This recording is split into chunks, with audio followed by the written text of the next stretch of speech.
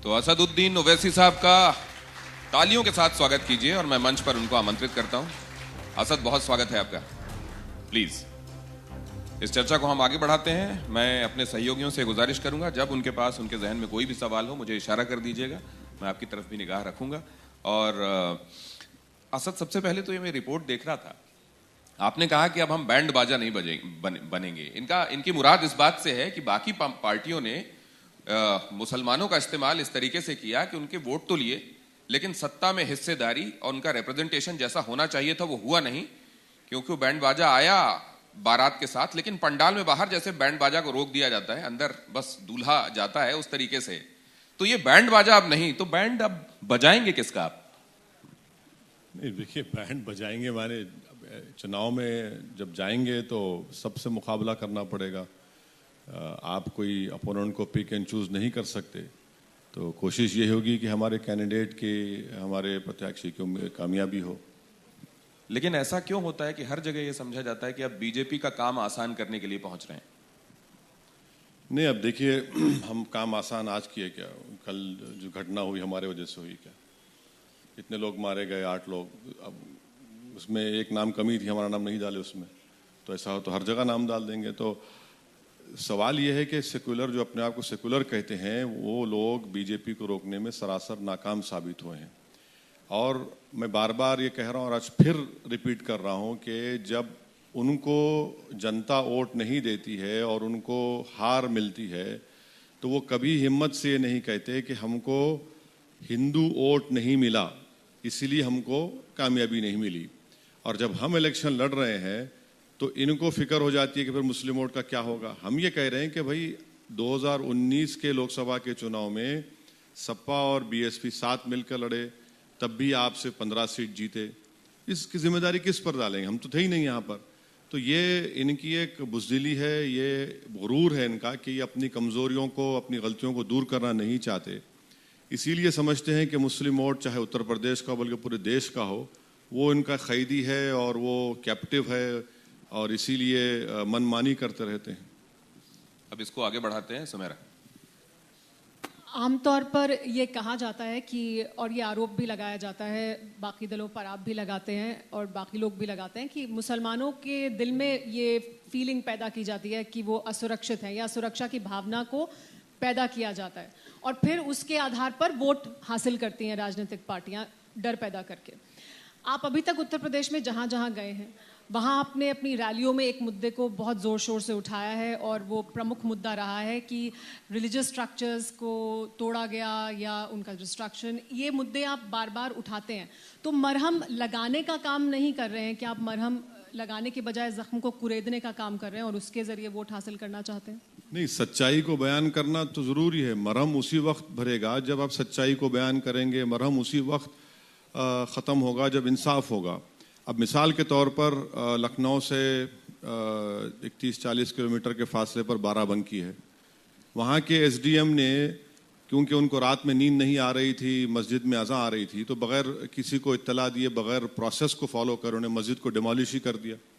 जबकि Allahabad high court का judgement है कि कोविड के सेकेंड वेव के दौरान कि किसी भी स्ट्रक्चर को हाथ नहीं लगाना चाहिए। अब हमने उसको उठाया तो हम पर केस बुक कर दिया 153A का, और ख़ुद यूपी वक्फ बोर्ड उसमें पार्टी बनी है कि मस्जिद को इलीगल तरीके से डिमोलिश किया गया। तो ये तो फैक्ट है। अब आप देख लीजिए कि CAA के प्रोटेस्ट में 22 मुसलमानों को गोली मारकर यहाँ के उत्तर प्रदेश की पुलिस ने उनकी हत्या की। मैं नहीं कह रहा हूँ, बल्कि जस्टिस सुदर्शन रेड्डी जो सुप्रीम कोर्ट के रिटायर्ड जज हैं, उन्होंने अपनी रिपोर्ट में कहा कि टारगेटेड किलिंग हुई और सीने पे गोली मारी गई। तो ये तो फैक्ट्स है, इसको फैक्ट्स कौन डिनाई कर सकता है? तो फैक्ट्स को तो बोलना पड़ेगा। अगर बाबरी मस्जिद का डेमोलिशन हुआ और किसी पर भी सजा नहीं होती तो फिर किसने तोड़ा? कोई आसमान से उड़कर आए या कोई चांद से या मार्स से उड़कर आए थे? और फिर ये सरकार उसके खिलाफ अपील भी दायर नहीं करती। तो ये फैक्ट्स है जिसका बोलना जरूरी है। क्लोजर उसी वक्त होगा जब आप इंसाफ करेंगे। अब 27% जेल में अंडर ट्रायल मुसलमान है, ये भी फैक्ट है। तो ये, और सबसे ज़्यादा इलिटरेसी अगर उत्तर प्रदेश में है तो मुसलमानों में, सबसे ज़्यादा महिलाओं में मुसलमानों में। तो ये तो फैक्ट्स है, इसको कौन डिनाई करेगा? ये तो इस पर बात होनी चाहिए। ओवैसी साहब, कुछ फैक्ट्स मैं भी देना चाहता हूँ जी आपको। जरूर दीजिए सर, बहुत तो अच्छी आपने बात है। बार बार ये कहा कि जो एनकाउंटर होते हैं वो टारगेट करके किए जाते हैं। बताते हैं कि 13 मार्च 2017 से 9 अगस्त 2020 तक का मैं आपको फैक्ट्स दे रहा हूँ। यूपी में 124 अपराधी मारे गए, 45 अल्पसंख्यक समुदाय से थे, 11 ब्राह्मण थे,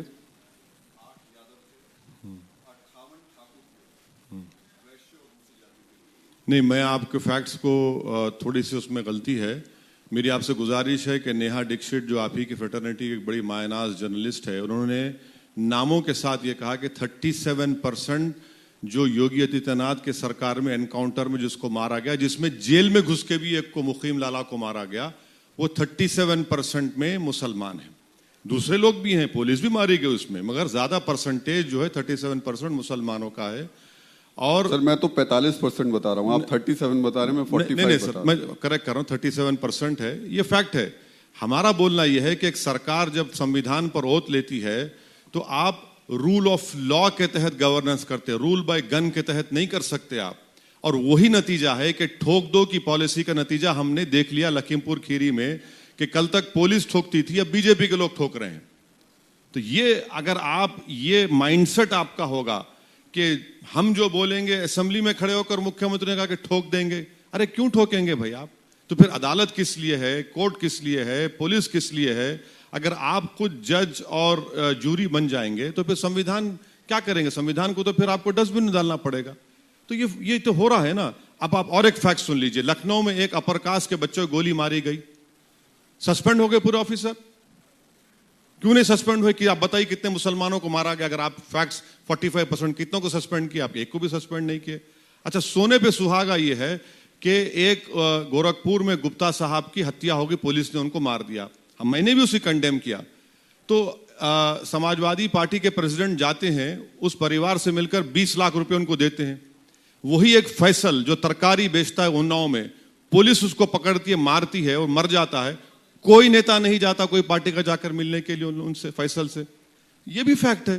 तो हम यही बता रहे हैं ना कि डिस्क्रिमिनेशन इंस्टीट्यूशनलाइज हो चुका है, और अब तो क्रिमिनल्स में भी, अब तो एनकाउंटर में भी, अब तो कोई पुलिस से मरता है तो उसमें भी कम्युनलिज्म आ चुका है। तो ये फैक्ट्स है, ये भी तमाम चीजें आपके सामने रख रहा हूं। और मेरा मानना है कि किसी का भी एनकाउंटर नहीं होना चाहिए। एनकाउंटर अगर आप करेंगे तो इसका मतलब यह कि आपको अदालत पे भरोसा नहीं है, आपको, आपके पास केस नहीं है। आप केस चलाइए, उनको कन्विक्ट करिए, जेल में डालिए, लिख जाएंगे। अगर आप गोली मारते रहेंगे तो फिर ये तो हर एक को इख्तियार देंगे। और हम देख लिए लखीमपुर खीरी में क्या हुआ। क्योंकि ये अगर आप बोलेंगे आपके पास ब्लैंक चेक है, जो चाहे कर लो प्यारे, हम तुम्हारे साथ हैं। तो यहाँ पे आपकी जो प्रेजेंस होने वाली है, वो प्रेजेंस आप खुद कैसे देख के चल रहे हैं? ये इस पूरे उत्तर प्रदेश के पॉलिटिकल इकोसिस्टम में आप कैसे मर्ज होकर आएंगे आफ्टर इलेक्शंस? मतलब मी टू हम भी थे चुनाव में इस तरह का, या आप कोई इम्पैक्ट क्रिएट करने वाले हैं इस बार? नहीं, कुछ इम्पैक्ट क्रिएट कर रहे तो इसीलिए तो आप बुलाए ना। आपका शो दिन भर का एंड कर रहे हैं हम पर। आप अगर इम्पैक्ट नहीं करते तो आप सुबह बुलाकर हमको चाय पर रवाना कर देते। तो कुछ इम्पैक्ट है बोल के तो आप बुला रहे हैं ना। अच्छा, ये इम्पैक्ट, एक सवाल मैं जानना चाहता हूं कि ये इम्पैक्ट आप जब छोटी पार्टियों से बात कर रहे हैं, और वो जो अभी तक यहाँ आप कह रहे हैं कि माइनॉरिटी की सियासत कर रहे थे, उनके एक नेता कहते हैं कि मैं असदुद्दीन ओवैसी, ये नाम मैं पहली बार सुन रहा हूं। चलिए, सुन तो लिए, बहुत सुनना पड़ेगा, जिंदगी भर सुनना पड़ेगा। हम यहाँ पर सिर्फ चुनाव लड़ने के लिए नहीं आए, बल्कि जब तक जिंदा रहेंगे आते रहेंगे, यूपी में, पूरे भारत में जाते रहेंगे। अच्छा है ना, सुनिए ना। तो इतनी तकलीफ क्यों होती है हमारा नाम सुनने के बाद? रात में नींद अच्छी आती है तो बोलिए अच्छी आती है, हमारा नाम लेने से बहुत अच्छी बात है। अच्छा ओवैसी साहब, ये इसमें तो कोई शक ही नहीं है कि इस बार उत्तर प्रदेश के चुनावों में आपकी मौजूदगी ने इस मुकाबले को और ज्यादा दिलचस्प बना दिया है। मैं एक 2019 लोकसभा चुनाव का जो डेटा है वो ये कहता है कि यूपी में एसपी और बीएसपी को 74% मुस्लिम वोट मिले। अब आज की तारीख में जब विधानसभा चुनाव हो रहे हैं तो एसपी भी मौजूद है, बीएसपी भी मौजूद है, कांग्रेस भी मौजूद है, और ये तमाम वो पार्टियां जो मुस्लिम वोट बैंक पर अपना दावा करती हैं। आपको क्यों लगता है कि इन पार्टियों से वोट छिटक कर आपके पाले में आएगा? यूपी में आपके लिए स्कोप है, ये क्यों लगता है आपको? तो आपने कहा कि सपा और बीएसपी को 74% मुस्लिम वोट मिला। मिला ना, यही कहा ना आपने। कितने जीते वो लोग? 15 जीते। बीजेपी को 73% हिंदू वोट मिला। जी हाँ, बिल्कुल सही। माने 15 इनके, एक सोनिया गांधी 16, माँ बाकी पूरा मोदी जीत गए। जीते ना, ये बात है ना। अब आपसे मैं पूछता हूं, इनको क्या गारंटी है कि हिंदू वोट जाएगा? इनको क्या गारंटी है इनको हिंदू वोट इनको जाएगा? मैं आपको कह रहा हूं कि मुझे गारंटी है कि इंशाअल्लाह ताला मुस्लिम वोट मुझे आएगा। इसलिए आएगा क्योंकि आज मुसलमान उत्तर प्रदेश का देख चुका है कि मेरे वोट की वैल्यू नहीं है। मैं तो इनको वोट डाल रहा हूं, मगर इनके पास इनका वोट ही नहीं है। इनके पास इनका जो सो कॉल्ड यादव बोलिए या फिर जो भी ओबीसी वोट बोलिए, जो भी हिंदू वोट नहीं है इनके पास। हम यही तो बता रहे हैं कि हर इलेक्शन में पूरे भारत के मुसलमानों का कहा जाता है कि भाइयों बहनों, ये आपकी जिंदगी मौत का मामला है और उसके बाद आप रोज मरते रहिए। आज आपके वोट की वैल्यू नहीं है, इसलिए आपको अपनी लीडरशिप को पैदा करना है। जो समाजवादी हो या बीएसपी हो या कोई भी सेकुलर पार्टी हो, बिल्कुल बीजेपी तो टिकट भी नहीं देती। आप उत्तर प्रदेश की रियलिटी है कि हर समाज की एक लीडरशिप, एक इनकी पॉलिटिकल आइडेंटिटी है। अगर किसी समाज की ना पॉलिटिकल आइडेंटिटी है, ना उनकी वोट की वैल्यू है, ना उनकी कोई लीडरशिप कहीं पर नजर आती, तो मुसलमान है। यही तो हम कह रहे हैं कि आपकी बात बिल्कुल सही है भाई। जब इतना वोट देने के बाद भी बीजेपी को नहीं रोक पा रहे हैं, तो फिर कम से कम आप अपने लीडरशिप को तो बनाइए ना। और यकीनन ये चेंज आएगा और आ रहा है, और आप देखेंगे नतीजा। लेकिन ओवैसी साहब, इसी में बस एक छोटा सा सवाल ये है, क्योंकि मैंने बहुत सारी आपकी स्पीचेस सुनी और आप जाहिर तौर पर अपने आप को सेकुलरिज्म के झंडा बरदार के तौर पर पेश करते हैं। सेकुलर मुल्क भी है ये, लेकिन आपकी तकरीरों को सुनने के बाद ऐसा लगता है कि आप ये कहने की कोशिश कर रहे हैं ऑडियंस से, अपने वोटर से, कि एक मुसलमान नेता जब तक इंपॉर्टेंट पोस्ट पर नहीं आएगा तब तक मुस्लिमों का काम नहीं होगा। यानी मुस्लिम नेता ही मुसलमानों का काम करवाएंगे। अगर ये सोच है तो फिर वो सेकुलरिज्म के आइडियल माहौल का तस्वुर जो हम करते हैं, फिर वो कहां पूरा हुआ उस नजरिए से भी? देखिए, भारत का जो संविधान में जो सेकुलरिज्म है, मैं उसकी कदर करता हूं और करता रहूंगा। जो पॉलिटिकल सेकुलरिज्म है वो धोखा देने के लिए इस्तेमाल होता है, उसकी कोई वैल्यू मेरे पास नहीं है। अब आप मुसलमानों के बात कर रहे हैं भाई, तो फिर नरेंद्र मोदी ने जो कैबिनेट में बाघेल साहब को क्यों बनाया, अनुप्रिया पटेल क्यों बनाया? सेकुलरिज्म के लिए बनाया या वोट लेने के लिए बनाया? योगी आदित्यनाथ ने अपनी कैबिनेट में तब्दीली की, क्यों किया? पूरे समाज को वोट दिया, क्योंकि उस समाज का वोट चाहिए। क्यों वोट चाहिए? सत्ता करने के लिए ना। और वो समाज क्यों वोट देगा उनको? कि उनको लगता है कि भाई हमारा प्रॉब्लम होगा। आपने निषाद पार्टी को, उनके प्रेसिडेंट को आपने एमएलसी बना दिया। क्यों बनाया? आपको वोट चाहिए और आपकी लीडर, वो लोग क्या, हमारी लीडरशिप बन रही है। अब इस माहौल में हम मुसलमानों को ये बता रहे हैं कि भाई हर समाज अपने अपने समाज को मजबूत कर रहा है। जब मुसलमान अपना पॉलिटिकल एम्पावरमेंट की बात करता है तो समीर साहब पूछते सेकुलरिज्म का क्या होगा? कि सेकुलरिज्म का ठेकेदार मैं हूं, कि सेकुलरिज्म की गुलामी करना मेरी जिंदगी का मकसद बन चुका है, मैं नहीं करूंगा। मैं कोई सेकुलरिज्म का कूल ही नहीं हूं। मैं पॉलिटिकल सेकुलरिज्म को नहीं मानता। जो संविधान में सेकुलरिज्म लिखा है उसकी हम कदर करते हैं। वो सेकुलरिज्म उसका तो कोई सोचता ही नहीं है। जब मुस्लिम पॉलिटिकल एम्पावरमेंट की बात आती तो नहीं सेकुलरिज्म। अरे भाई, कहां है सेकुलरिज्म? बताइए ना आप। एक लड़की को 10 साल की कानपुर में जो अपने बाप को बचाने की कोशिश कर रही है, उसको पुलिस की मौजूदगी में पीटा जाता है, कोई रोकता नहीं है। एक उत्तर प्रदेश का नौजवान मध्य प्रदेश को जाकर चूड़ियां बेचता है, उसको रोककर मारा जाता है। कौन सा सेकुलरिज्म की बात कर रहे हैं आप? फायरिंग होती है, पेट पे गोलियां मारी जाती हैं, कौन सा सेकुलरिज्म है बताइए आप? फैसल तरकारी बेचने वाला मर जाता है। अरे इतने मैं आपको इंडिकेटर्स दे रहा हूं ह्यूमन डेवलपमेंट के जो लोएस्ट हैं उत्तर प्रदेश में मुसलमानों के, ये सेकुलरिज्म है, ये अपॉर्चुनिज्म है। और ये उसी वक्त उसमें चेंज आएगा जब मुसलमान अपनी लीडरशिप को बनाएंगे, आप अपना हिस्सा लेंगे। आपने बरसों उन तमाम पार्टीज को दिया। अरे भाई, यादव 10-11% है, मुख्यमंत्री बन जाता है, 19% कुछ नहीं कर पाएंगे। अच्छा, आप सवाल यह भी होता है कि भाई 60 मुसलमानों के एमएलए थे, क्या हुआ मुजफ्फरनगर में? हम यही तो कह रहे हैं कि जो बाबा साहब अम्बेडकर ने 70 साल पहले बात कही थी कि हां, दलित एमपी भी जीत कर जाते हैं पार्लियामेंट में।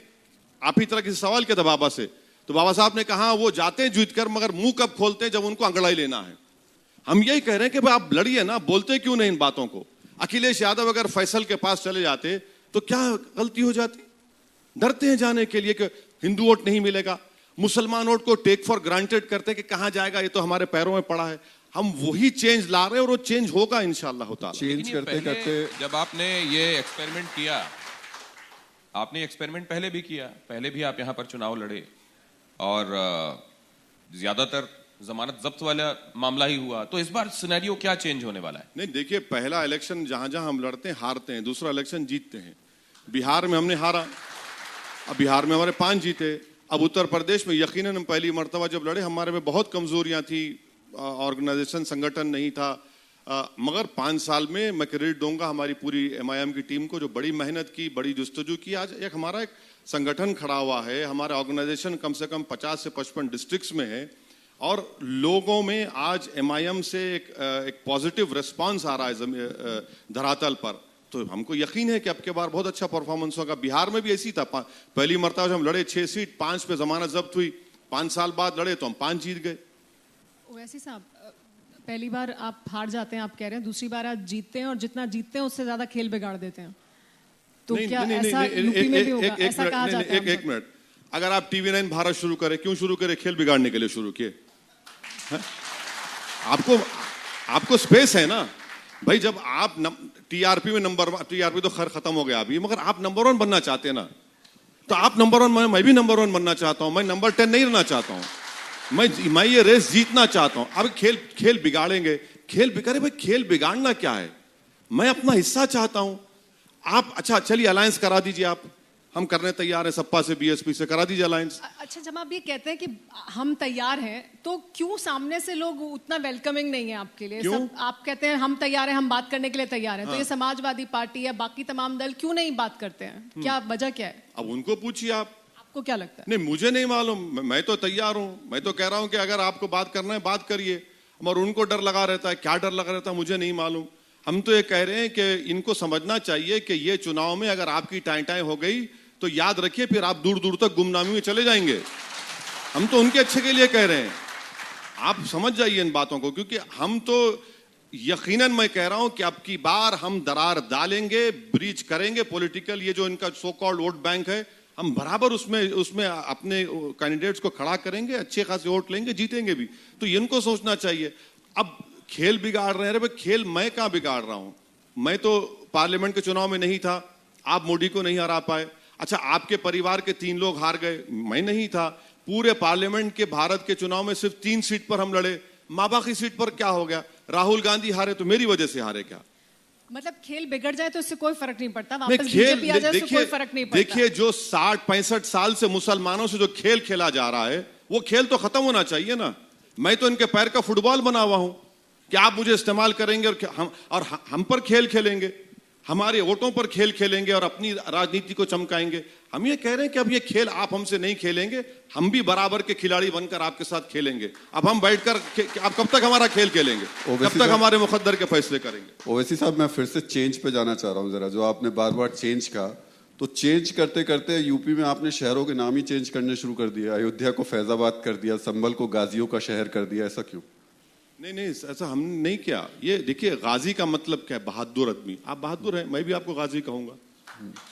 आप बहादुर आदमी है। नहीं भाई, देखिए उर्दू, देखिए प्रॉब्लम मैं राहुल कहलाना ही पसंद करूंगा। हाँ? मैं तो राहुल कहलाना ही पसंद नहीं, मैं कहूंगा कि गाजी राहुल, बुरी बात क्या है उसमें? गाजी का मतलब बहादुर का है। बहादुरों का शहर संभल है ना, संभल बहादुरों का शहर है, उसमें बुरी बात क्या है? अब नाम तो बाबा चेंज कर रहे हैं, मैं नहीं चेंज कर रहा हूं नाम। हम जो फैजाबाद गए तो फैजाबाद नाम तो है ना, फैजाबाद तो था। आपने रुदौली में जलसा हुआ, आपने नाम चेंज कर दिया, ठीक है। हम ये बोल रहे हैं कि नाम चेंज करने से क्या गंगा पे लाशें नहीं तीर रही हैं? क्या नाम चेंज करने से किसी को ऑक्सीजन मिल गया क्या? नाम चेंज करने से 33 लाख उत्तर प्रदेश में अनएम्प्लॉयड नौजवान के नाम पोर्टल पे हैं। तो नाम बदलने से क्या हो रहा है? नाम से कुछ नहीं हो रहा है। एक बात मैं ये भी जानना चाहता हूं, अभी जब आप ये कह रहे थे कि मैं अपना हिस्सा चाहता हूं, मैं खेल बिगाड़ने के लिए यहां किसी का नहीं आया हूं, तो वो जो एक गाना है, मैं देर करता नहीं देर हो जाती है, तो आप असल में मदद करते नहीं, बीजेपी की मदद हो जाती है, ऐसा माना जाए क्या? नहीं, आप ये बताइए कि 540 लोकसभा की सीटें हैं, ये हमको ही निशाना क्यों बनाते? 3 सीट हम लड़े। अरे भाई, आप 535 पे आप क्या कर लिए? राहुल गांधी हमारी वजह से हारे। आप महाराष्ट्र में हमारे खिलाफ वोट लिए चुनाव में। और बोले कि ओवैसी को वोट मत दो, शिवसेना बीजेपी को रोकना है। जब चुनाव हो गए तो कांग्रेस एनसीपी शिवसेना से बैठकर निकाह कर लेते हैं। अब इसमें दूल्हा कौन है दुल्हन कौन है मत पूछिए हमसे। हाँ, हमको आप निशाना बनाते हैं। हम तो लड़ रहे हैं ना, हम जितना लड़ रहे हैं कोई नहीं लड़ रहा है। अब पार्लियामेंट में यूएपीए का बिल आता है, अमित शाह मूव करते हैं, उस बिल की तायीद कौन करते हैं? समाजवादी और कांग्रेस। और हम पूछिए उनसे, पूछिए आपने किया नहीं किया था? आपने किया वहां पर, जिसकी वजह से आज पूरे लड़के और जो गवर्नमेंट के खिलाफ हैं वो जेल में सड़ रहे हैं। एक तो बेचारा जेल में मर गया, एक ज़ईफ आदमी। तो बीजेपी को फायदा मुझसे नहीं हो रहा है, बीजेपी को फायदा इसलिए हो रहा है क्योंकि इन सेकुलर पार्टीज का हिंदू वोट बीजेपी के पास जा चुका है। यह फैक्ट है जो आप लोग नहीं बोलना चाहते। जो सीएसडीएस का डेटा उन्होंने आधा चाप कर आधा बोल दिया। हम बता रहे हैं आपको, सीएसडीएस का डेटा कहता है कि 74%, देखिए उत्तर प्रदेश 74 हिंदू वोट मिला। और नरेंद्र मोदी को 2014 से 2019 आते आते तक 10% एक्स्ट्रा हिंदू वोट मिला। एनडीए को मिला जी 51% हो गया। कौन जिम्मेदार है इसका? असद एक बात बताइए, मैं जब देखता हूं अभी जो सेंट्रल गवर्नमेंट है उसकी लीडरशिप सबका विकास सबका विश्वास की बात करती है, पॉलिसी सब पर लागू। आप हालांकि ये बात कहते हैं कि आप ये बताइए कि 10 नाम गिनाइए मुझे जिनको ये फायदा मिला, लेकिन एक बात बताइए, आप तो बातों में भी अगर वो ख्याल नहीं रखेंगे, आप कहेंगे मैं इस संविधान में जो लिखा हुआ है सेकुलरिज्म को मानता हूं, ये कोई सेकुलरिज्म नहीं है, तो मतलब आप एक वर्ग विशेष की राजनीति करेंगे, हिंदू आपकी तरफ ना देखे उम्मीद से। मैं इतनी कन्वर्सेशन में कभी किसी हिंदू के खिलाफ बोला हूं? मैं तो नहीं बोल रहा हूं ना। मैं तो आपको, हम डेटा की बात कर रहे हैं जो डेटा पब्लिक डोमेन में है। अगर सबका साथ सबका विकास सबका विश्वास की आप बात कर रहे हैं तो मैं चैलेंज के साथ कह रहा हूं कि पिछले 3 साल में प्रधानमंत्री आवास योजना ग्रामीण में जितने मुसलमानों को आपने घर सैंक्शन किए, 10 घर हमको दिखा दीजिए। चलिए 10 घर दिखा दीजिए आप। मैं आरटीआई एप्लीकेशन डाला हूं। आप प्रधानमंत्री किसान का इंश्योरेंस, अच्छा बताइए ना, दीजिए, कहां है बताइए। आप कौन सी बात कर रहे हैं? आप तो सिर्फ नारे लगाते हैं, सबका साथ सबका विकास सबका विश्वास, गैस। अरे क्या शेयर नहीं मिलना चाहिए? शेयर मिलना चाहिए ना। कौन बोल रहा है इसके बारे में? मिलना चाहिए, मगर आप तो दे ही नहीं रहे। अच्छा, स्कॉलरशिप की स्कीम माइनॉरिटीज की, merit cum means, pre matric post matric, मैं बार बार कह रहा हूं उसको डिमांड ड्रिवन करिए, आप नहीं करना चाहते।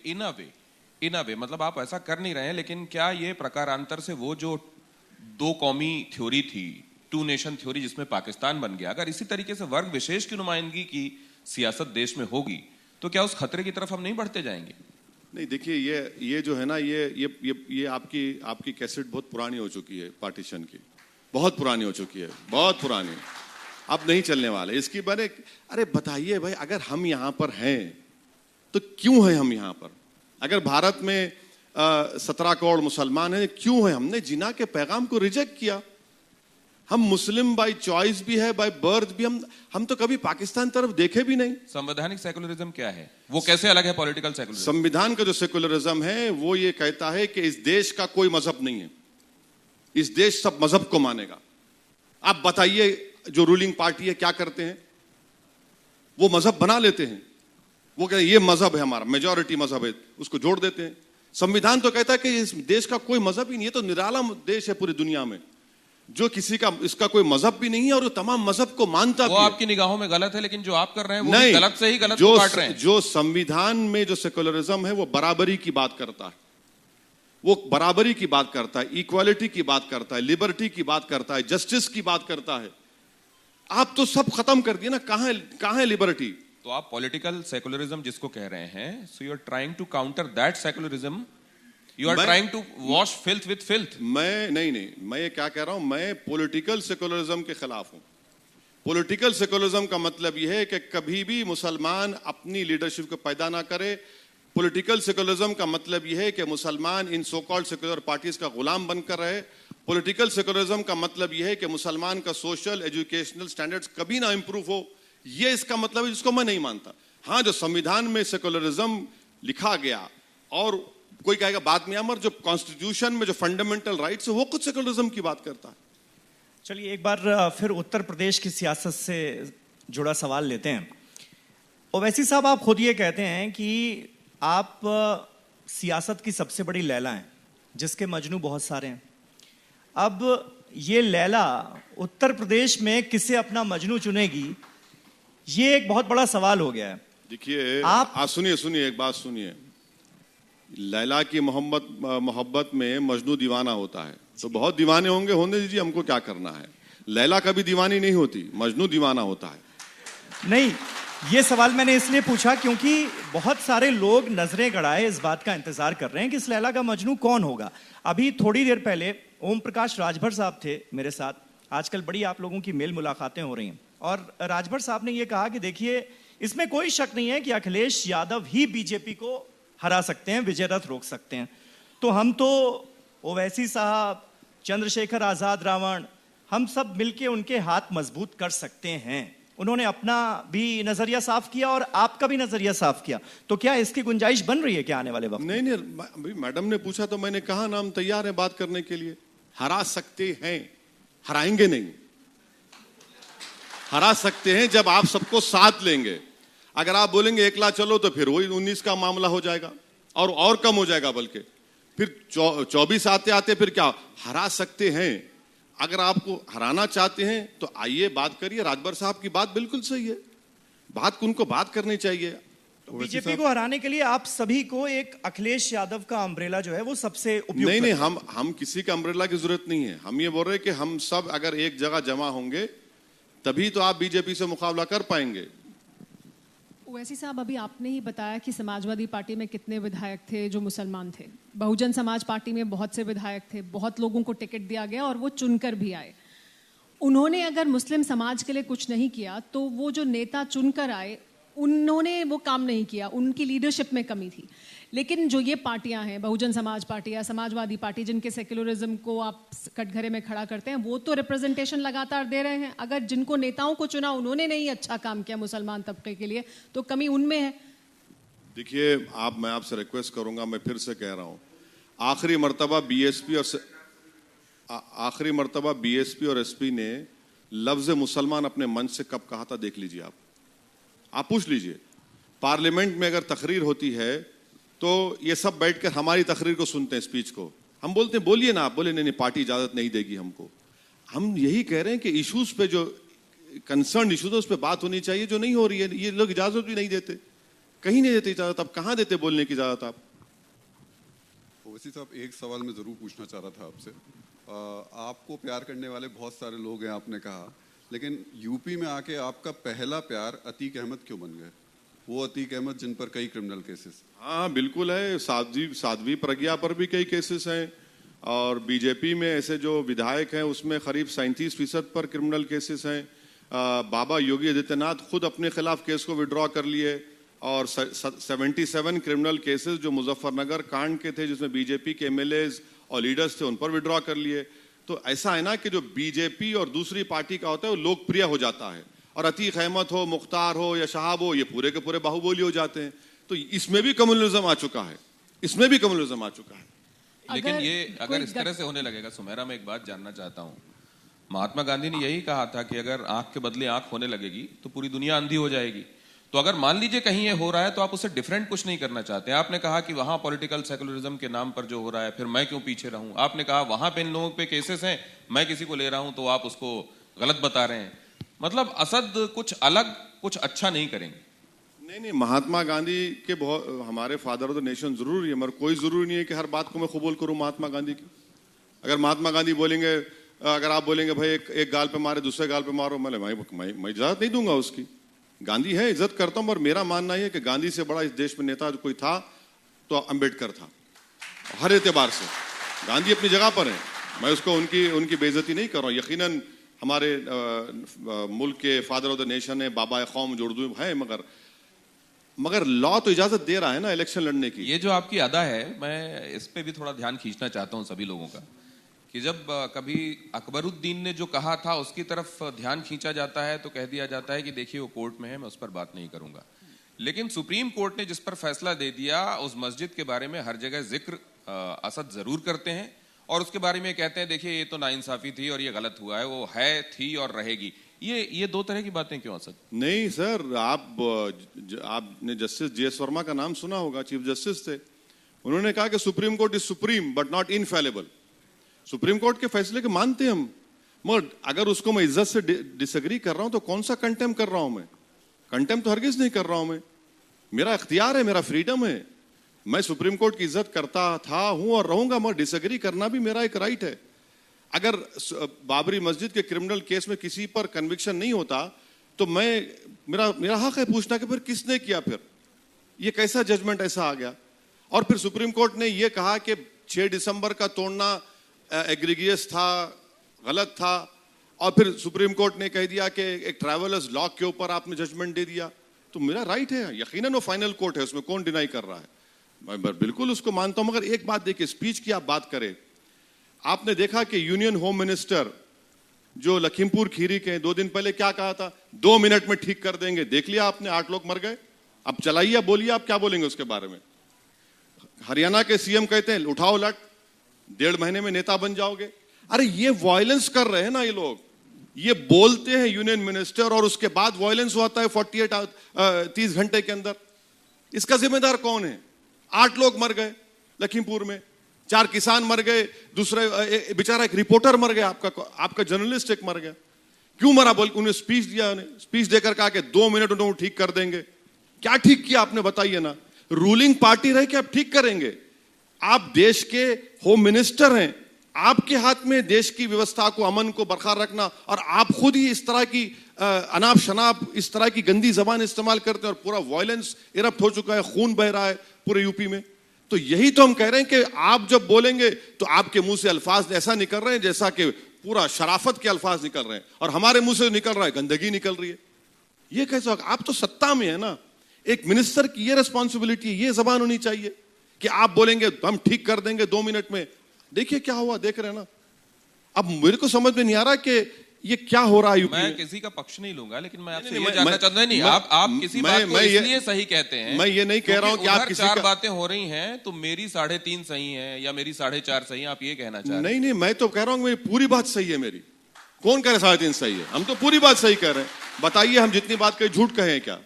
अगर झूठ है तो चला दीजिए, दोबारा हम कल सुबह मतलब आप इसको कंपैरिजन में ही रखना चाहते हैं कि उनका देख लीजिए उन्होंने क्या कहा था और मैंने क्या नहीं किया था। बिल्कुल वहां क्या देखिए कह रहा कॉन्स्टिट्यूशन और हमने क्या कहा। देखिए, जब आप साध्वी प्रज्ञा को टिकट दे सकते हैं, जब आपके पास 37% एमएलए के ऊपर क्रिमिनल केसेस है, आपके उनको टिकट दे सकते हैं। एक सवाल जरूर मेरे को बार बार प्रॉम्प्ट किया जा रहा है, तो मैं आपसे जानना चाहता हूं। जरूर पूछिए कि बाद के सिनेरियो में या उसके पहले, मान लीजिए आपका कोई गठबंधन बन जाता है ऐसा, और उसमें अखिलेश का चेहरा सामने लेकर चलते हैं लोग, या बाद के सिनेरियो में आपको लगता है कि हम सब कोई साथ में मिलकर कोई ऐसी स्थिति बना सकते हैं जिसमें गवर्नमेंट बन सकती है, तो आप साथ में आ जाएंगे? अरे बाद की बात क्यों करते, अभी करिए ना। हम तो अब करने की बात कर रहे हैं। राजभर साहब ने कहा अब करिए, शिवपाल साहब के पास हम जाकर बैठे, चंद्रशेखर भी थे, हम बोले अब करिए ना, करने को अब तैयार नहीं है आप। बाद में कुछ मामला बिगड़ गया तो वो पोजीशन भी नहीं रहेगी ना। जब नहीं तो अगर उनकी तरफ से ये कहा जाता है कि देखिए 38 सीटों पे लड़े थे, 37 पे जमानत, जब तब 100 पे कह रहे हैं, अब हम हमारे साथ आएंगे तो फिर हमारी टर्म्स पे कुछ बात करनी पड़ेगी इनको। देखिए, चलिए आप बात करवा दीजिए, इसी बात पर चलिए। नहीं तो उनको क्या बोलूं मैं कि कितनी सीटों पे बोलेंगे? नहीं, मैं उनको क्या बोलूं कितनी सीटों पे रजामंद हो रहे हैं? वो सुन रहे होंगे TV9 भारतवर्ष। नहीं, हमारी हर बात सुनते हैं, हर बात सुनते हैं, बगैर सुने नींद नहीं आती इनको। और उनको बता दीजिए कि इतनी सीटों पे अगर आप आ जाते हैं तो। अरे भाई, हम तो कह रहे हैं कि आप राजभर साहब से बात करिए, शिवपाल साहब से बात कर लीजिए, आप करिए ना बात। क्यों नहीं करते बात? हमसे बात नहीं कर रहे, मत करिए, इन दोनों से करिए, बात करके बताइए। तो एक बात वो सुन ही रहे होंगे तो ये बता दीजिए कि अखिलेश को सीएम मानेंगे ना? हाँ, अखिलेश को सीएम मानेंगे ना? देखिए, ऐसा है ना कि जब आप शादी करते हैं तो तभी तो बच्चा पैदा होता है। अब शादी से पहले आप बोलेंगे बच्चे का नाम रखो, तो मैं कैसे रखूंगा नाम? ये भी असद की एक अदा जो अभी आपने देखा है, वो लैला मजनू। अभी इन्होंने एक बयान दिया, उसका भी बड़ा बवाल है कि कहा कि एक बिस्तर में 2 पार्टियां होती हैं। उन्होंने कहा कि मियां किसी और पार्टी में होता है, बीवी किसी और पार्टी। आप हमारी बात सुनिए। हम नानपारा गए, वहां की विधायक बीजेपी की है मैडम, हस्बैंड है अखिलेश के साथ। अरे क्या हो रहा है भाई? अरे ये तो माने क्रिकेट के ऊपर बैट लगाने वाले भी सर पकड़ रहे हैं कि भैया ये क्या हो रहा है। मैडम यहां पर बाबा की पार्टी में और हस्बैंड पति जो है वो अखिलेश के पास है। इस पर कोई बात नहीं करता, बोलना हमको। लेकिन असद ये तो हमारे घरों तक में ऐसा हुआ अरे है कि अरे फिर मैंने किसी और को वोट दिया है, किसी और ने किसी और को वोट दिया है। यही तो हम बता रहे हैं ना कि जब हम इलेक्शन लड़ रहे हैं तो आपको तकलीफ क्यों हो रही है? हमारी पत्नी तो हमारे साथ ही है ना। हमको घर जाना है, अभी सुनने के बाद वो भी पूछेंगे सुबह में क्यों बोले, मगर हमारे साथ है ना। ये कौन सी बात है? ये क्या हो रहा है बताइए? लेकिन ओवैसी साहब, फिर पॉलिटिकल डिस्कोर्स जो है वो किस लेवल पर जाएगा? शिवसेना के मुखपत्र सामना में छपता है कि बीजेपी के अंतर्वस्त्र हैं ओवैसी साहब, अंतर्वस्त्र के तौर पर काम कर रहे हैं, फिर तो उसको भी जस्टिफाई करना पड़ेगा। समीर साहब सुनिए, अगर इस लेवल पर समीर साहब मैं समझ गया सवाल आपका। समीर साहब ये बताइए, एक महाराष्ट्र का चीफ मिनिस्टर असेंबली में खड़े होकर कहता है कि हमको फख्र है कि हमने बाबरी मस्जिद को शहीद किया। शर्म आनी चाहिए इन कांग्रेसियों को। बैठे रहे, मुंह नहीं खोल सके। एनसीपी के लोग गूंगे बनकर बैठे रहे। चीफ मिनिस्टर कह रहा है कि शिवसेना को फख्र है कि हमने बाबरी मस्जिद शहीद किया, और आप सत्ता के लिए अपनी जबान को काट लेते हैं। आप नरेंद्र मोदी को प्रधानमंत्री बनाए, हिंदू हृदय सम्राट का नारा किसने दिया? यही सामना ने दिया। आप हमको उंगली उठा रहे हैं। आप बीजेपी के साथ, बरसों से बीजेपी के साथ, और आपको अचानक याद आ रहा है असदुद्दीन ओवैसी। कभी लाके बिठाइए ना सामना वालों को, हमारे सामने बिठाइए, नहीं बैठ सकेंगे हमारे सामने। इतने हम दलील दे देंगे, पूरे भाग जाएंगे। अच्छा, औरंगाबाद की पार्लियामेंट सीट, समीर साहब, इम्तियाज जलील आपके फेटर्निटी के थे, 20 साल का जर्नलिस्ट। शिवसेना के 21 साल के एमपी को हमने हराया। 21 ईयर्स कांग्रेस नहीं हरा सकी उसको, एनसीपी हमने हराया उनको। बताइए उनको उसकी तकलीफ है कि उनका प्यारा हार गया हमारे सामने, इम्तियाज के सामने, तो इसलिए लिखे जाते हैं। मगर कल के दिन मौका पड़ेगा, फिर चले जाएंगे नरेंद्र मोदी के पास, जाएंगे देखना शिवसेना वाले। ओवैसी साहब, जैसे आप ये कहते हैं कि मुसलमानों को मुसलमान लीडर चाहिए, उनको अपनी क़यादत चुननी चाहिए और उनको अपना रिप्रेजेंटेशन चुनना चाहिए, क्या उसी सोच के तहत आप ये कहते हैं कि हस्बैंड और वाइफ अलग अलग पॉलिटिकल सोच नहीं रख सकते और अलग अलग पॉलिटिकल पार्टी में नहीं रह सकते? एक ही पॉलिटिकल पार्टी एक परिवार में होनी चाहिए? बिल्कुल नहीं है, नहीं, मैं तो कह रहा हूं कि बिल्कुल हर एक को इंडिविजुअल राइट है। मगर जब आप हम पर उंगली उठाते हैं तो मेरा काम यह है कि मैं इनको अपोज कर रहा हूं।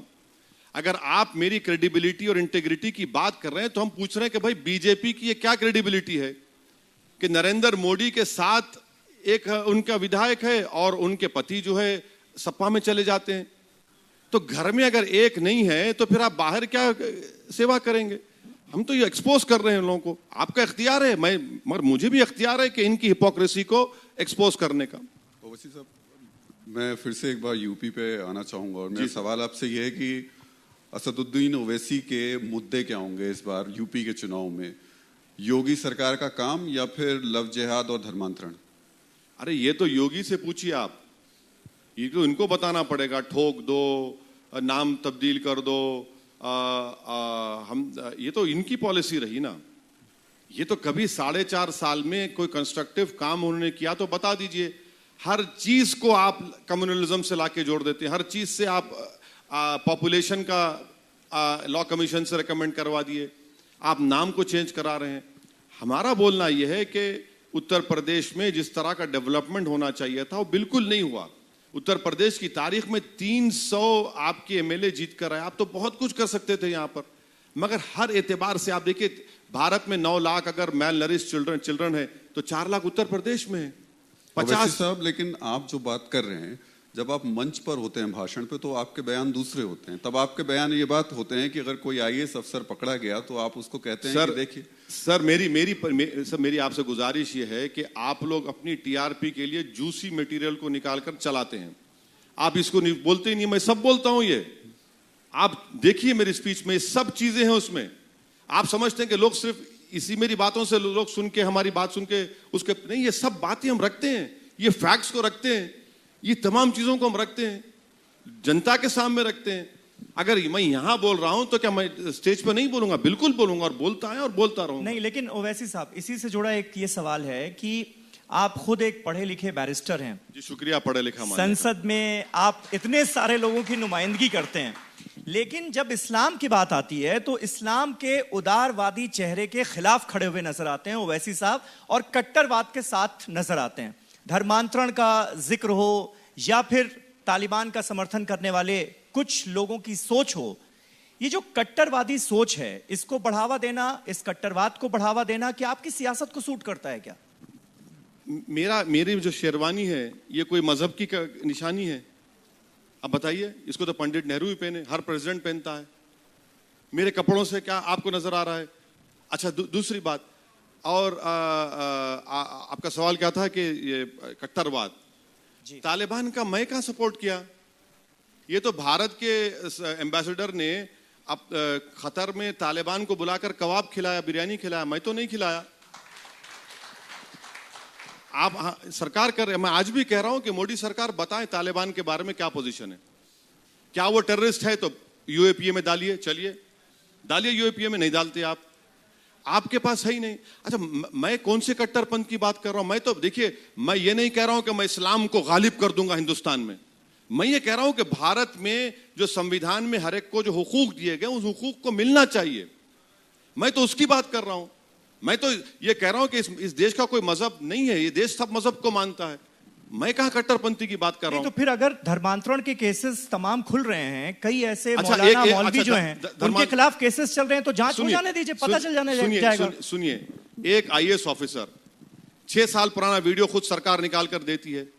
कौन सा धर्मांतरण हुआ उसमें बताइए, कौन सा धर्मांतरण हुआ है? अगर कुरान की एक आयत को पढ़ के सुना रहे हैं और कह रहे हैं कि भैया चलो, क्या प्रोपोगेशन अलाउड नहीं है? प्रोपोगेशन अलाउड है, मगर अगर दौलत से डर सी बुनियाद पर सुप्रीम कोर्ट का जजमेंट गलत है, मगर आप खुद अपने आईएएस ऑफिसर निकाल रहे हैं। अच्छा, जिन लोगों को पकड़ा जा रहा है, जैसा जबरदस्ती किसी का धर्मांतरण हुआ है, वो कंप्लेनेंट है ही नहीं उसमें। मैं आपसे कह रहा हूं, वो पढ़िए केस, वो जो एफआईआर है, जो भी है, रिमांड रिपोर्ट है, उसमें जिक्र ही नहीं है। आप खाली डाल रहे हैं जेल में, और फिर 1-2-3 साल के बाद वो लोग बरी हो जाते, मीडिया में आता ही नहीं जिक्र उसका। हम कहां कट्टरपंथी की बात करें? कट्टरपंथी की बात तो वो लोग कर रहे हैं जो कब्रिस्तान और शमशान की बात करते हैं। कट्टरपंथी की बात तो वो लोग कर रहे हैं जो अब्बा जान कहते हैं। कट्टरपंथी की बात तो वो कर रहे हैं, हम कहां कर रहे हैं? हम तो बोल रहे हैं कि संविधान में जो हमको हक दिया गया है दो आप हमको। आप बीजेपी करती है, आरएसएस करती है, ये सब कर रहे हैं। ओवैसी साहब, लेकिन आप जो बात अभी कर रहे हैं यूपी को लेकर के, हैदराबाद में पिछले कुछ दिनों से, खासतौर से पिछले 2-3 महीने से पुलिस के पास लगातार केसेस आए हैं। वहाँ एक अपने आप एक आर्मी बन गई है, और वो 2 मजहब के लड़के लड़की अलग अलग अगर घूमते हैं तो उनको सड़कों पर पकड़ते हैं, उनके साथ मारपीट शुरू करते हैं। उसमें लड़का अगर हिंदू है और लड़की अगर मुस्लिम है, और ऐसे बाकायदा एफआईआर दर्ज हुई हैं, ऐसे लोगों को अरेस्ट किया गया। लेकिन असदुद्दीन ओवैसी की जुबान से उसके बारे में कभी कुछ सुनने को नहीं सर, उसमें हमने रोका क्या पुलिस को? हमने कहा नहीं, आप नहीं कर सकते। हमने कहा जो कानून तोड़ेगा उसको कानून का हिसाब देना पड़ेगा। हम तो रोके नहीं है किसी को, ना हमने कभी कहा इस बात को। बिल्कुल आप पूछ लीजिए वहां के पुलिस वालों से कि हमने कभी किसी को फोन किया या किसी को, भाई जो कानून तोड़ेगा उसका जवाब देना पड़ेगा उसको। यही बात तो यूपी में भी लागू होती है। अगर कोई कानून तोड़ रहा है, पुलिस अरे उसके खिलाफ कार्रवाई कर रही है। अरे तो आप कहेंगे लखीमपुर खीरी में कानून तोड़ा इसलिए 8 को उड़ा दिए हैं? मैं तो सुनिए, अब सुनिए, आपने 4 को उड़ा दिया, यूनियन होम मिनिस्टर का गाड़ी घुस जाती है मजमे में, कानून तोड़े थे क्या किसान? वो आप उड़ा देते हैं सबको, 4 के 4 को, फिर 4 और मर जाते हैं। ये कैसा होगा? कानून को देखिए, कानून सब पे इस्तेमाल होना चाहिए, सेलेक्टिव इस्तेमाल नहीं होना चाहिए। क्या यूनियन मिनिस्टर के बेटे के ऊपर यूएपीए लगेगा? नहीं लगेगा। क्या एनएसए लगेगा? नहीं लगेगा। क्या सेडेशन लगेगा? नहीं लगेगा। किस पर लगेगा? किसी और पर लगेगा। यही तो हम कह रहे हैं कि सेलेक्टिव आप इस्तेमाल करते हैं कानून को। कानून तो सबके लिए इस्तेमाल होना चाहिए, जो गलती करा उसका कानून, मगर यहां पर तो अलग इस्तेमाल हो रहा, सेलेक्टिव उसका इस्तेमाल होता है, किसी को क्रश करने के लिए, किसी को दबाने के लिए। मुख्तार अंसारी और अतीक अहमद जैसे लोगों पे इस्तेमाल हो रहा है। आप मान रहे हैं कि वो निर्दोष है, राजनीतिक तौर पे फंसाया जा रहा है? ये मुख्तार हो, अतीक साहब हो, ये कोर्ट तय करेगा। मगर आप बताइए, आजम खान, उन पे बकरी चोरी का इल्जाम। आजम खान इतना गरीब है कि बकरी चोरी करेगा आजम खान? ये क्या बात है बताइए आप? अरे भाई, जो आदमी जिंदगी गुजार दिया उत्तर प्रदेश की राजनीति में, उस पर बकरी चोरी का इल्जाम? क्या पैगाम दे रहे हैं बताइए आप? कल होगा कि पिक पॉकेट भी करते थे, वो भी डाल दो, फिर अब वही बाकी है। तो इस सेलेक्टिव इस्तेमाल जो कानून का हो रहा है उसका हम अपोज करते हैं। एक बात आप समझ, ओवैसी साहब, आप क्योंकि बार बार ये बात कहते हैं कि मुसलमानों को अपना लीडरशिप चुननी चाहिए और इस वजह से आप मैदान में हैं, तो अभी तक जो हमने देखा है जिस तरह से वोट पड़ते हैं उसके मुताबिक अगर एक तरफ मुसलमान किसी एक सीट पर जो मुस्लिम बाहुल सीट है उस पर किसी एक कैंडिडेट की तरफ जाता है तो फिर रिवर्स पोलराइजेशन भी होता है। तो सीट कैसे जीतेंगे आप? सीट जीतेंगे किस गणित के हिसाब से? सिर्फ मुसलमान अगर वोट करेगा? मैडम, रिवर्स पोलराइजेशन तो हो चुका है ना। नरेंद्र मोदी को अगर उत्तर प्रदेश में 74% हिंदू वोट मिलता है तो बचा क्या इन लोगों के लिए? वो तो सबको खींच लिए हैं। रिवर्स पोलराइजेशन तो पूरा हो चुका है ना। कि देखिए, भारत के पार्लियामेंट में सिर्फ अब 23 MP जीत कर आते हैं और वो 23 में से सिर्फ 2 आप कह सकते हैं कि ऐसे कॉन्स्टिट्यूंसी से आते हैं जहां पर मुसलमान 10% वोटर लिस्ट में। फिर पोलराइजेशन तो हो चुका है। बीजेपी किसी को टिकट नहीं देती, बीजेपी के पास कोई लोकसभा का नहीं है। अच्छा, समाजवादी के पास 5 जीते, 3 मुसलमान है। अब तो कौन से कहां पोलराइजेशन नहीं हो रहा? असद, जो ये आपकी 100 सीटें हैं, इनमें कितनी टिकट हिंदुओं को मिलेंगी? बहुत ज्यादा मिलेंगे इंशाल्लाह। कितनी? कोई नंबर बताइए ना। 100 का नंबर है, उसमें कितने मिलेंगे? नहीं, ये पार्टी की स्ट्रेटेजी और पॉलिसी तो हम बैठ के तय करेंगे ना, जो आपको बताएंगे। अभी से क्यों बताएंगे? तो इसी वजह से तो मैं ये जानना चाह रही थी, 18 से 20% अगर वोटर है मुसलमान तो उसके आधार पर आप सीट कैसे जीतेंगे? नहीं, हमारे किसके साथ मिलकर जीतेंगे? हमारे साथ ओम प्रकाश राजभर साहब हैं और कई दूसरे पार्टीज हैं। शिवपाल साहब से भी हम बातचीत कर रहे हैं, चंद्रशेखर साहब से भी हमारी बातचीत हो रही है। एक फॉर्मेडेबल अलायंस बनेगा, मुझे यकीन है। और इंशाल्लाह ताला एक ताकतवर अलायंस बनेगा। अच्छी वोट मिलेंगे हम लोगों को, कैंडिडेट जीतेंगे। कांग्रेस साथ होगी? कहाँ है कांग्रेस सर? क्यों ऐसा मजाक करते आप? आपको भी रात के 9:30 बजे मजाक करने का सूझी आपको? कहाँ? अच्छा, आप ओवैसी साहब, जिस अलायंस का आप जिक्र कर रहे हैं, तसव्वुर कीजिए कि बहुमत मिल जाता है इस अलायंस को, तो आप सभी लोगों को अखिलेश यादव के नेतृत्व में सरकार बनाना ये मंजूर होगा? अखिलेश यादव को मुख्यमंत्री बनाएंगे आप लोग सब लोग मिलकर? मैं तो ये कह रहा हूं ना कि आप अभी बात करिए। देखिए, आपको तो अभी बहुत लंबी रेस जाना है। ये कैसा है ना कि रिले रेस है ये। अगर आप उस दिन का इंतजार कर रहे हैं, अगर आप देख रहे हैं कि आपको वो ओहदे पर बैठना है, तो फिर आपको सबको साथ लेना पड़ेगा, आपको समीकरण करना पड़ेगा। अगर आप नहीं करेंगे तो फिर नुकसान आपका होगा। एक सवाल ये भी कि मोदी और योगी से क्या स्पेसिफिक दिक्कत है आपको? हाँ, नरेंद्र मोदी हाँ, और योगी से क्या स्पेसिफिक दिक्कत है आपको? नहीं, मेरी कोई पर्सनल दुश्मनी उनसे नहीं है, मगर उनके जो काम करने के तरीके हैं बिल्कुल गलत है, बिल्कुल गलत है। जो संविधान के खिलाफ है, जो संविधान के जो सेकुलरिज्म है, जो संविधान की रूह है, उसके खिलाफ है। और इसीलिए हम उनको अपोज करते हैं और करते रहेंगे इंशाअल्लाह ताला। उसमें कोई बुरी बात नहीं है। देखिए, अपोज करना जरूरी है जमहूरियत के लिए, डेमोक्रेसी के लिए। और अपोज करने से ही डेमोक्रेसी, फ्रीडम ऑफ एक्सप्रेशन जिंदा होता है। अगर सब लोग कव्वाल पार्टी बन जाएंगे, मोदी बोलेंगे, योगी बोलेंगे, तो क्या डेमोक्रेसी कहां रहेगी? डिक्टेटरशिप बन जाएगी। मगर देश में ऐसा माहौल बन रहा है कि बस तारीफ करो, इनके खिलाफ कुछ एक मत बात दिखाओ। मैं ये जानना चाहता हूं कि आपको ये दिखाई दे रहा है कि बाकी जो पॉलिटिकल पार्टीज थी उनको बीजेपी ने अपनी पिच पर आने के लिए मजबूर कर दिया है और इस तरीके से आपके लिए एक बड़ा क्लियर कट सिनेरियो इमर्ज कर रहा है। नहीं, देखिए, हमने राजनीति हमारे बड़ों के पैरों के पास बैठकर सीखी, जिसमें हमारे वालिद मरूम भी और बड़े बड़े नेता हैं। तो हमको पहला बेसिक चीज सिखाया गया, कभी आपके अपोनेंट के घर जाकर आप नहीं लड़ना लड़ाई, उनको घर से बाहर निकालो। अगर आप घर जाके लड़ूंगा तो आप तो मुझे पछाड़ देंगे ना। अगर मैं आपको घर से निकालकर बीच चौरस्ते पे लाऊंगा, चौराहे पे लाऊंगा, जब भी तो लड़ेंगे आप। तो ये लोग समझ नहीं रहे हैं, वो बीजेपी के स्ट्रांग पॉइंट्स पर लड़ना चाह रहे। देखिए, इस देश में राजनीति क्या हो रही है कि सबसे बड़ा हिंदू कौन है, मोदी है या हम हैं? उसी में तो सब हार रहे हैं आप लोग। क्योंकि अरुण जेटली ने सही कहा था कि जब ओरिजिनल है तो क्लोन को क्यों एक्सेप्ट करेगा? तो ये लोग समझ ही नहीं रहे इस बात को। नहीं, तो ये जो 74% वोट मिलते हैं, नरेंद्र मोदी को मिले हुए वोटों का भी तो आपको एहतराम करना पड़ेगा। नहीं, एहतराम कौन नहीं कर रहा है? जमहूरियत में है, वोट मिले हैं, इससे तो प्रधानमंत्री बने हैं। और हम उम्मीद करते हैं कि 24 में पार्लियामेंट के चुनाव होंगे, उम्मीद करते हैं। मगर रियलिटी तो है ना, जो समीर साहब ने कहा कि उनको 74% उत्तर प्रदेश में हिंदू वोट मिला है। और ये भी रियलिटी है कि उन्होंने किसी मुसलमान को टिकट नहीं दिया है। ये भी रियलिटी है कि उनके पास कोई मुस्लिम लोकसभा का MP नहीं है। बिल्कुल रियलिटी है ये।